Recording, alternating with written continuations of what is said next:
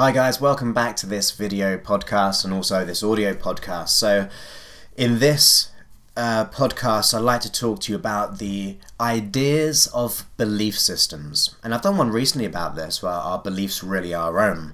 But I want to go to a more of a deeper level. So in life we tend to develop forms of identity. So you may have an identity of being a mother or a father, a son, a brother, or an identity in your workplace, or an identity about money, or an identity in relationships. And then we have other aspects of our identity which can sometimes feel more predominant. So it could be negative things like I am not worthy, I am not good enough, or I am an anxious person, I suffer with panic attacks, which there can be a form of truth there if you do suffer with panic attacks. But there's a difference where we say, well, I am someone who, that is what I am, like that is all you are, and that's how you may see yourself. So when we consider the belief systems that we have of not being worthy, or not being good enough, or not being capable, because of these I am identity or these statements and ideas about ourselves, we must consider how they were formed, what actually happened, and why do we have that belief system. And evidence will probably show in our life of examples of why we are not good enough. So it could be the past relationships. I'm not good enough to have a healthy relationship because my past relationships have treated me in a way which made me feel not good enough. Maybe I was used and abused, maybe I was verbally abused, whatever it may be. Or maybe it was about a job. Maybe you went for an interview, or maybe went for more than one interview, and then you didn't get the job, so you come to the conclusion that you're not good enough to get that job that you want. So the evidence procedure of how that belief comes into existence and sticks is by our experience and the judgments we make about our experience. But as we consider that, we consider that the beliefs were formed by isolated cases of our experience. So, for example, the X amount of interviews, or the X amount of relationships, or about our health, about our relationships, career, money, whatever it is for you. So we come to the conclusion via our past scenarios, experiences, and we formulate that is a belief system because your past experiences says that's true. But it's important to realize that in order to have that belief, there's probably going to be an example where you were worthy or good enough. Maybe in a different context, a different situation. So when you say something like, I'm not worthy, I am depression, I am anxiety, that is who I am as a person, we may consider, to break free of that, other scenarios in our life where we are worthy, where we are good enough, where we are not anxious, where we are not depressed. So let's consider that. If someone had the belief of not being good enough, could we simply say, and you consider this yourself, and consider that, are you good enough to walk? Do you walk well? Are you capable of walking? Are you capable of watching or breathing or all those things? And then you probably will come to the conclusion, but yes, you are capable of doing so if you can. That is like a new idea. Well, yeah, I am good enough to be able to do that. Or maybe if it was around self-worth. So if you may, in one scenario, I'm not worthy, but is there examples in your life where you are worthy? And as you consider that, you try that on and you look for scenarios or past experiences where you are worthy. Or maybe in the scenario of I am depression, or I am an anxious person, is there times where you haven't been anxious? So as you were going to sleep, were you anxious? When you lost yourself in that movie, were you depressed? So there will be other experiences in your life showing you that that is not exactly who you are. And that breaks us down to the mindset of, well, okay, in isolated cases, I am not worthy. Because I can't always not be worthy. Because there are examples in my life where I am worthy and I am good enough, or where I wasn't depression, where I wasn't anxiety. So now we've got this example of where we are worthy and good enough, where we weren't depression. So this duality begins to come into play.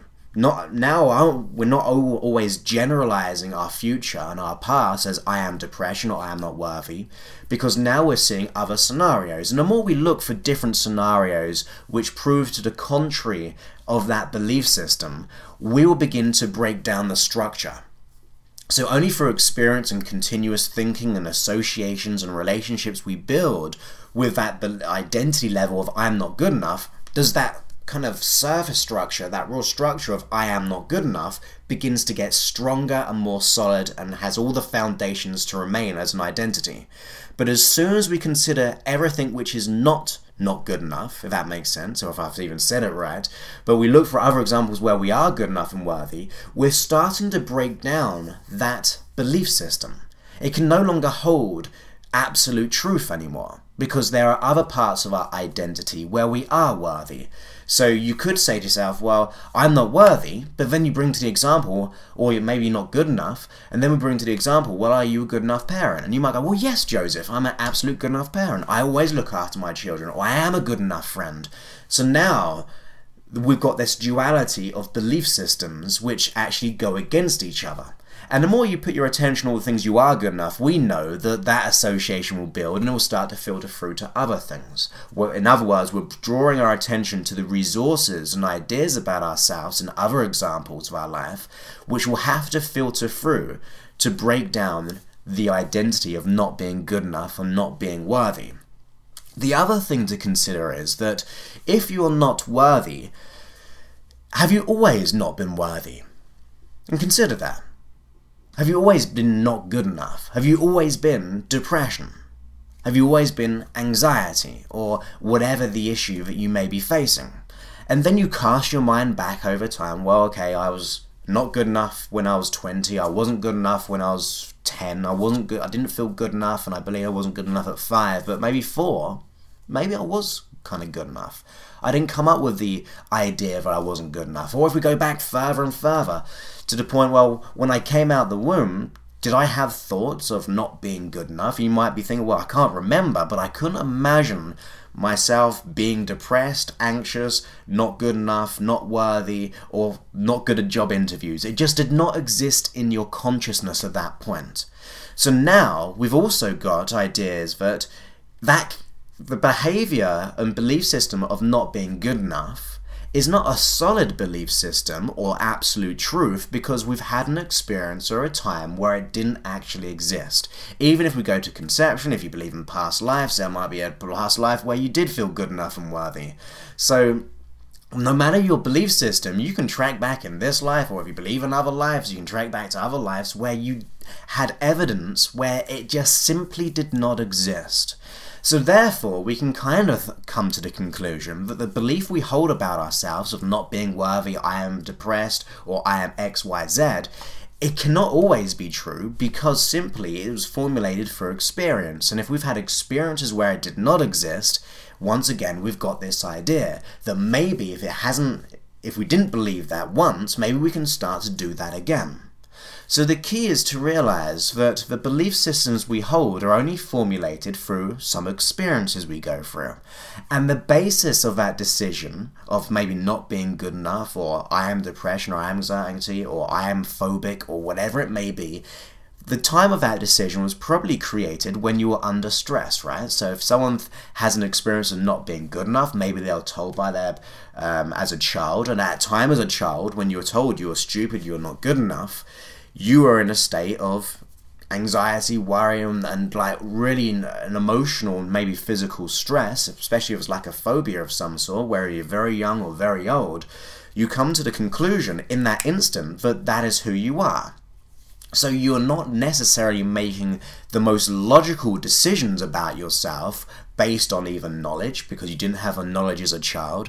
Also, under stress, it's very hard to make the right decisions under stress because we're clouded. We haven't got the hindsight to be able to make the right decision at that time because we're in that moment. So we can begin to consider the nature of belief systems and our identity of self to be one that we create ourselves. And if we can create it, we can bring our attention to other examples where we have something which proves the opposite. The more you do that, the more you break down the old belief system.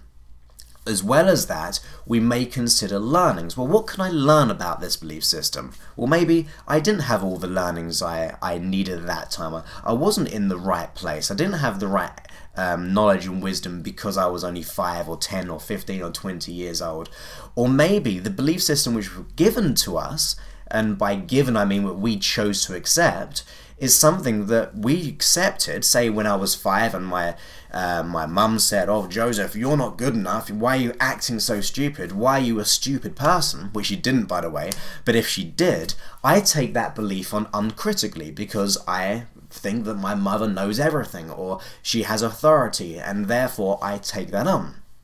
So I can actually take on other people's belief systems.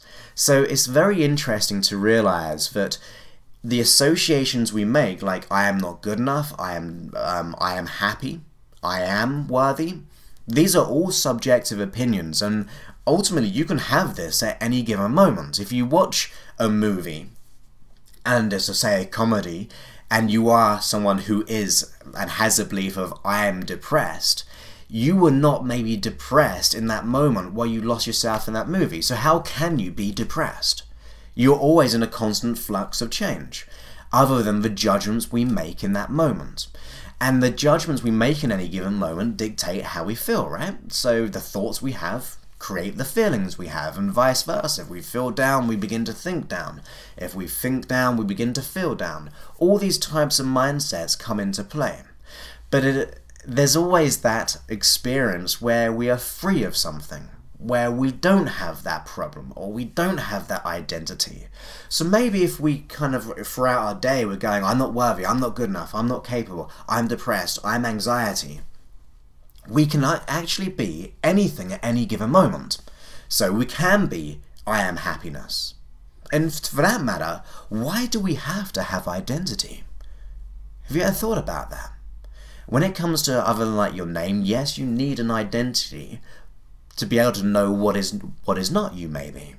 But really, why should we have set ourselves self-imposed conditions and identities that do not serve us? Yes, we go for experiences, but maybe if we just practice the statement of cutting it right down, so rather I am depressed or I am not worthy, we go to I am. That is what I am. I am. And we just keep having that mindset, just cutting ourselves off every time that I just am.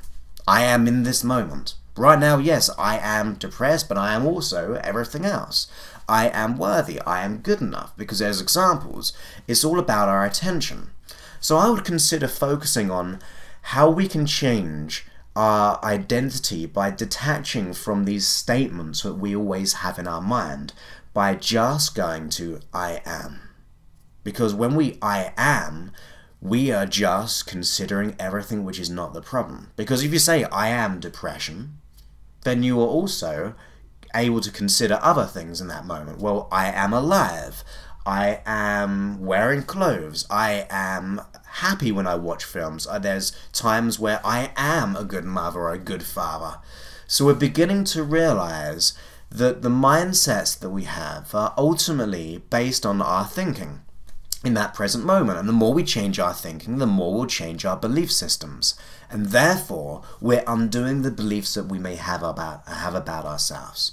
So this audio and this video can seem quite complicated in its essence, that the nature of belief systems. But I want you to take away that the belief systems we hold about ourselves, the identities we hold about ourselves, they are very, very fluid. They may kind of feel very rigid and a part of our identity, but ultimately they are things we're able to change and consider other examples of at any given moment, if we choose to. So when we have the belief of I am not good enough, if you instantly think of other things which you are good enough, that belief system can no longer have an effect, or it not have the most power over you.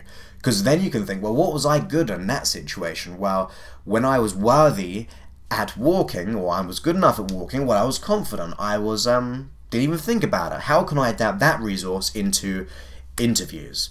So we're starting to be lucid in our thinking rather than being restricted in our believing. And I want you to really take that away, that the belief systems that we hold are things that we choose to hold, have chosen to take on consciously and unconsciously. So there might be times where we've taken things on completely uncritically, so not conscious in other words. But we can undo that because there was times where we didn't have the belief. There are examples where we don't have the belief system. And therefore, if there are examples and if there are times, then we can always bring those into fruition right now. And that's the real thing to consider, that the beliefs and identities we have can simply be illusions. Illusions that we are creating. And we can create other illusions which will create other examples proving the belief system to not be true. So I fully understand that this audio and video is simply a little bit kind of thinking based, but I want you to consider and wake up to other ideas of how your beliefs work, because the more you do that, that means you're thinking outside of your belief system. The more you think outside that negative belief system or that negative identity level, it means you're putting your attention there, and therefore it's growing, and you're going to expand that, and that will make you weigh up the best decision of, am I worthy, am I good enough? When we learn from something, when we consider other examples. And then I'm going to pretty much I will tell you now that over a period of time, we'll wake up from the illusions that we've created ourselves which limit us, and awaken our mind to those things which actually allow us to thrive and grow in situations. So I hope that this video kind of makes sense. I know it's a bit of a mind bender really, but it's something to definitely consider and to take away. So I look forward to speaking to you very soon about other ideas that I have, and I've got lots of subjects I'd like to talk about which will be happening more and more and more. So I'll speak to you very soon. Bye bye.